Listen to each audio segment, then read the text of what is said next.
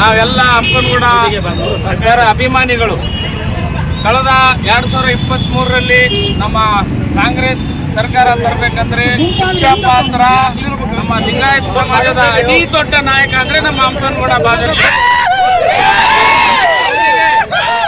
ಯಾವಾಗ Maski election by election ಆಯ್ತು, ಅದರಲ್ಲಿ ತಮ್ಮ ಸ್ನೇಹಿತನ ಬಿಟ್ಟು ಪಕ್ಷಕ್ಕಾಗಿ ದುಡಿದು ತಾನು ನಿಷ್ಠಾವಂತ ಆಗಿ ಆ ಪಕ್ಷ ಮಸ್ಕಿ ಕ್ಷೇತ್ರಕ್ಕೆ ಕಾಂಗ್ರೆಸ್ ಪಕ್ಷವನ್ನು ಬುನಿಯಾದ ಹಾಕಿದಂತ ನಮ್ಮ ಬಾದರ್ಲಿ ಶ್ರೀ ಅಪ್ಪನಗೌಡ ಬಾದರ್ಲಿ ಅವರು. ಇದಕ್ಕೆ 2023ರಲ್ಲಿ ಮೊದಲನೇ ಸಂಪುಟದಲ್ಲಿ ನಮಗೆ ಸಚಿವ ಸ್ಥಾನ ಸಿಗಬೇಕಿತ್ತು. ಕೆಲವೊಂದು ಕಾರಣದಿಂದ ನಮಗೆ ಸಚಿವ ಸ್ಥಾನ ಕೊಟ್ಟಿಲ್ಲ.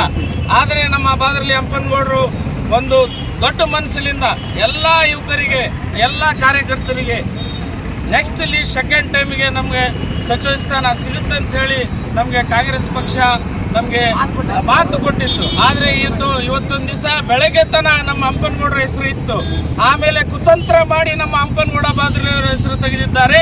ಇದಕ್ಕಾಗಿ ನಾವು ಎಲ್ಲ ಕಾಂಗ್ರೆಸ್ ಕಾರ್ಯಕರ್ತರು ಕಾಂಗ್ರೆಸ್ ವಿರುದ್ಧವಾಗಿ ಇವತ್ತು ಪ್ರತಿಭಟನೆ ಮಾಡಕತ್ತೀವಿ. ಇವತ್ತೊಂದು ದಿವಸ ನಾನು ಎಲ್ಲ ಕಡೆಗೆ ಮನವಿ ಮಾಡ್ತೀನಿ, ಮುಂದೆ ಬರೋ ದಿನದಲ್ಲಿ ನಾವು ಇಡೀ ಸಿನ್ನೂರು ತಾಲೂಕನ್ನು ಹೋರಾಟ ಮಾಡಿ ರಾಯಚೂರು ಜಿಲ್ಲೆಯನ್ನು ಬಂದ್ ಮಾಡ್ತೀವಿ ಅಂತೇಳಿ ನಾನು ಈ ಸಂದರ್ಭದಲ್ಲಿ ಅಕಡೆ